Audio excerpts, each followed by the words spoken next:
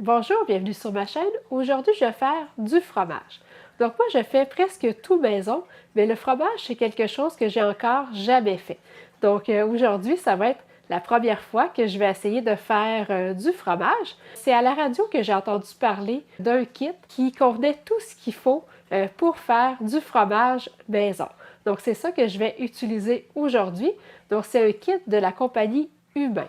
Donc, la compagnie Humain, c'est un couple de Montréal. Donc, lui, il est mexicain. Et puis, quand il est arrivé ici au Québec, il trouvait que nos fromages coûtaient très cher. Et puis, il ne comprenait pas pourquoi les gens ne faisaient pas leur fromage à la maison. Parce que lui, sa mère, au Mexique, elle a toujours fait son fromage. Donc, c'est là qu'ils ont eu l'idée de développer des kits qui contenaient tout ce qu'il fallait pour produire du fromage. Et puis, ce qui est bien avec le kit, c'est qu'on peut faire 4 sortes différentes de fromage. Donc, je vais vous présenter ce que ça contient. Donc, dans le fond, avec un kit, on peut faire 16 kg de fromage, donc 32 fromages de 500 grammes. Et puis, on peut faire de la mozzarella, de la ricotta, du panir, qui est un fromage indien, puis du queso blanco, qui est un fromage mexicain. Puis, on peut aussi faire de la ricotta vegan. Mais aujourd'hui, je vais essayer de faire le queso blanco, qui est le fromage mexicain. Donc, on a des instructions pour chaque fromage. Donc, pour la mozzarella, ils disent que c'est pas une recette à faire en premier. On doit avoir un peu d'expérience avant de faire la mozzarella. Donc, c'est pour ça que je ne vais pas commencer par celle-là. On a vraiment des explications très complètes pour tous les types de fromages qu'on peut faire. Et puis, ce qui est intéressant aussi, comme celui-là que je vais faire, le queso blanco, fromage mexicain. Donc, ils disent que c'est un fromage latino-américain et ayant une texture entre la ricotta et la mozzarella une fois moulée.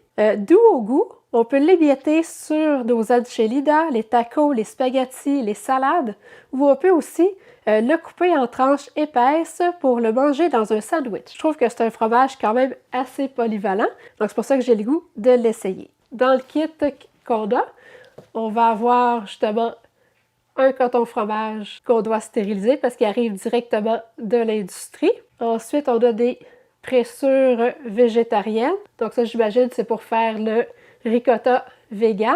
On a un sac d'acide citrique. On a un sac aussi de sel à fromage. On a un thermomètre et puis on a un moule. Je m'installe et je reviens dans quelques secondes.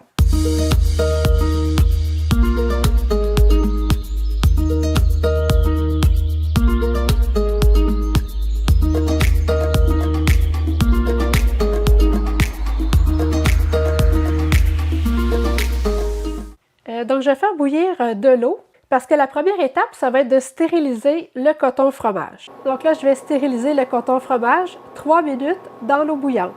Donc, on a besoin d'un chaudron d'au moins 4 litres et puis il faut éviter les chaudrons en aluminium, en cuivre ou en fer.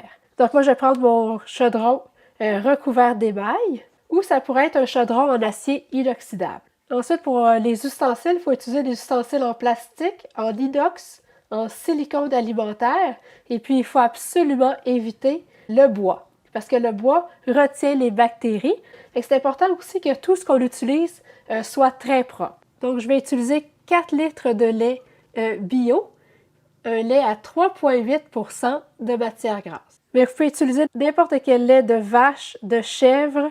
Donc là, à feu moyen, je vais faire chauffer le lait jusqu'à temps qu'il soit à la température de 85 à 90 degrés Celsius. Et puis, il faut brasser pour éviter que le lait colle au fond.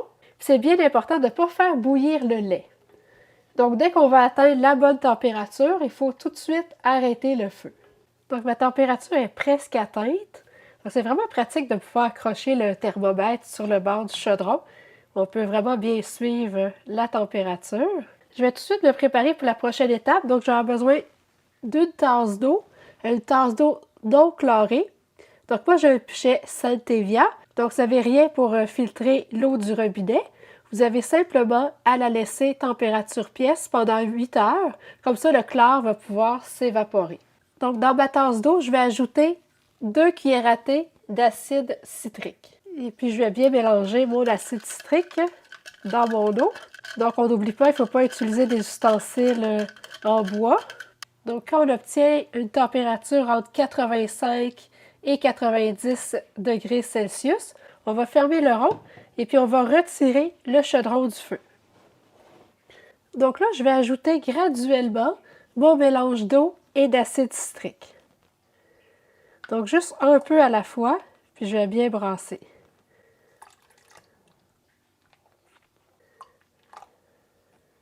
Et puis, on brasse jusqu'à temps que le lait commence à coaguler. Donc, on le voit très bien, là. Il se forme une couche jaune sur le dessus. Donc, ça, c'est le petit lait. Donc là, je vais le laisser reposer pendant 10 minutes. Donc là, j'ai besoin d'un bol. Moi, je vais prendre une grosse tasse à mesurer. Puis ça pourrait être un bol en Pyrex, ça serait parfait.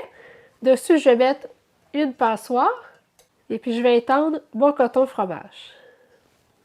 Donc, avec une cuillère trouée, je vais mettre le lait caillé dans ma passoire.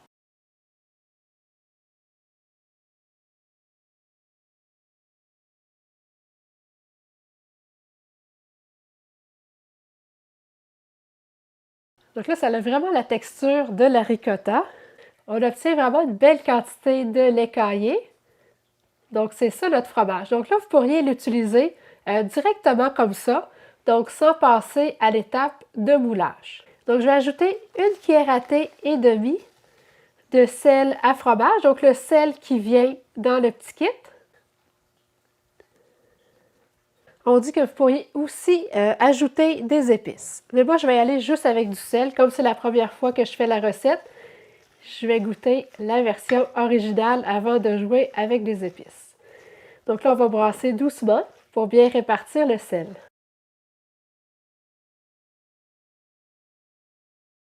Donc, je viens d'y goûter. C'est vraiment là, très bon. Là. Il est déjà super bon, juste comme ça. Mais je vais quand même faire l'étape de moulage. Donc là, je transfère le fromage dans le moule.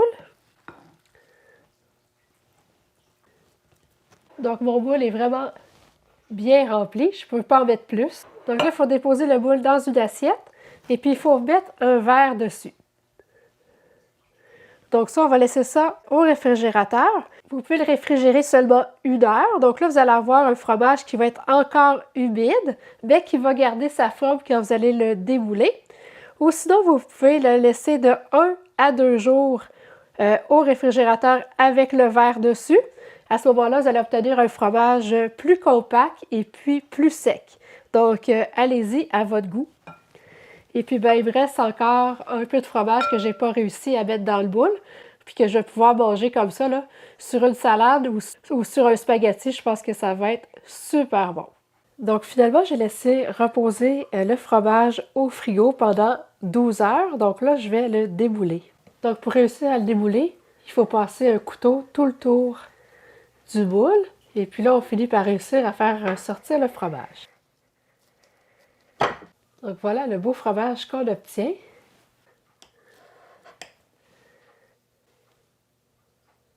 J'ai vraiment aimé mon expérience de faire du fromage. Donc avec le kit humain, ça a vraiment bien été. Les instructions étaient très claires. Donc j'ai trouvé ça très facile à faire. Et puis le goût, là, je vous le dis, là, c'est vraiment, là, vraiment bon. Et puis ben, je suis certaine d'avoir un bon fromage biologique sans substance laitière. Et puis, ben, je vais pouvoir m'amuser à faire différents types de fromages. Et puis, je vais pouvoir aussi m'amuser à modifier les saveurs en ajoutant des fines herbes. Donc, faites-moi un thumbs up si vous avez aimé la vidéo. N'oubliez pas de vous abonner à ma chaîne et puis on se revoit bientôt. Merci!